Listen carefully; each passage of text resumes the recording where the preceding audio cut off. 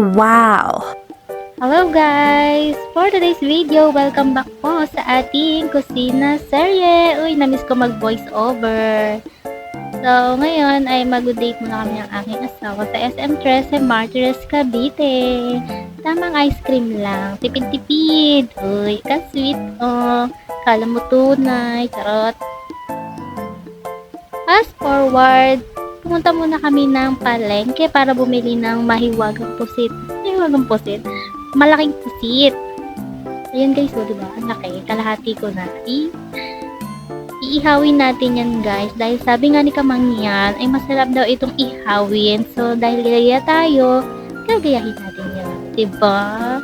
So, narinig nyo ba yung tahol ng aso? Sa background ko. Diba? Wala nang paglugaran. So, dito guys ay tinatanggalan ko na nga ito ng kanyang balat dahil sabi nung tendero ng pusit na ito ay kailangan daw tanggalin yung balat dahil pag inihaw nga daw ay kukunat yung balat. Huh? Basta yun yung sabi niya kasi iihawin nga to. So, tinuruan niya din kami kung paano iihawin kasi nga first time din namin itong gagawin. Tinanggal ko nga pala yung ulo niyan kasi bala ko yung ilagay sa loob niya, palaman, yun, lalagyan ko lang ng rekado, kamatis, bawang, sibuyas, ganun. Tapos titimplahan lang. And syempre, igigisa ko na muna yun kasi hindi na yun maluluto dahil itong ating pusit ay hindi naman pwedeng lutuin ng sobrang tagal. So, itong pag-iihaw natin ay mabilisan lang na gagawin and sad lang dahil hindi ko na na-videohan yung aking pag-iihaw nito dahil dinala ng asawa ko yung cellphone ko. Hindi ko naman magamit yun sa kanya dahil balita ko ay may nakaka-copyright daw sa pagta-transfer ng video sa messenger. Tama ba? So yun lang, ano ko lang din yun, napanood ko lang din sa mga tutorial. Pero tingnan ko nga, panoorin ko yung video niya yun kung totoo.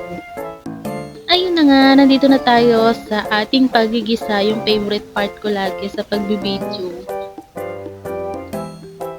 Diyan ay nagisa lang ako ng bawang, sibuyas at kamatis, gaya ng sabi ko kanina, inulit ko lang, baka hindi nyo kasi matandaan. Charot! So guys, magtatanong lang po ako, magkano nga ba ang kilo ng pusit sa inyong lugar dyan? Comment down below, charot!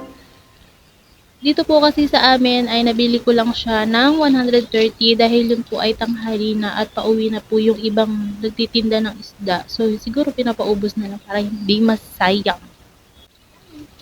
At buti nga ay natsempohan namin na merong pang tirang pusit. Buti na lang talaga dahil ang tagal na namin naghahanap ng ganung kalaking pusit.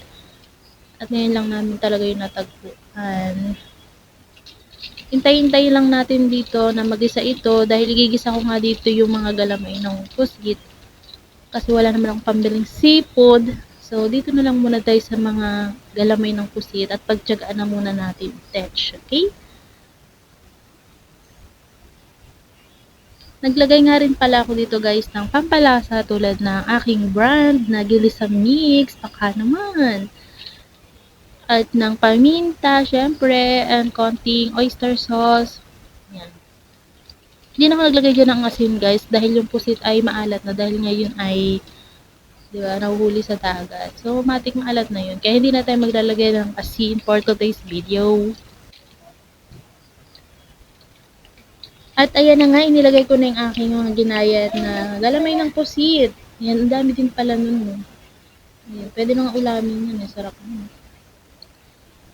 And dito guys, makikita nyo na magtutubig yan, pero hindi ko po talaga nilagyan ng tubig yan. Yan po ay galing mismo sa kanyang, ang tawag doon? Okay, galing yun mismo sa pusit. Yun. Hirap talaga mag-voice over, no? Pero, pero na-miss ko yun. Pautal-utal, pero bahala kayo dyan. Naintindihan nyo naman, di ba? At ang isa pang nakakapagod gawin sa pag-voice over, yung hingal, hirap habulin ng hininga para lang magdire-diretso yung salita mo dito. Pero hindi ako mag-a-adjust, kayo mag-adjust. O yung arte.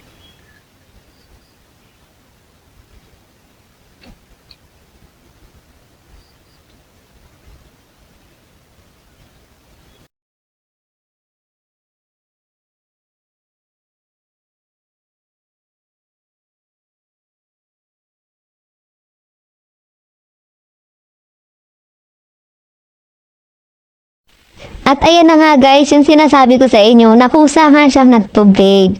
At ayun, nagtagdagulit lang ako ng ginisarix para mas malasa siya. And maya-maya lang, ay hahanguin ko na yan. At bago nga natin yan ilagay sa loob ng pusit, dapat yan ay malamig na kasi maluluto agad yung loob ng pusit.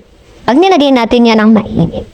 Uy, isingit ko na nga lang din sa video na to. Baka gusto niyo naman po ako or baka pwede naman po paki-follow niyo po ako sa aking YouTube channel na Triple MC TV. Anong CD? Ay, nako. Triple M TV. Sa TikTok ko po, Triple M TV din. Ay, hindi pala. Marites San Jose pala yun. Hindi ko na ulitin to ha. Basta Marites San Jose. And ayan na nga. Oh, diba? Hindi ko na naipakita sa inyo guys yung pag-iihaw dahil ako'y nagmamadali at dalama pala ng asawa ko yung aking cellphone. Ayan, kain na tayo guys. Bye! Thank you for always watching.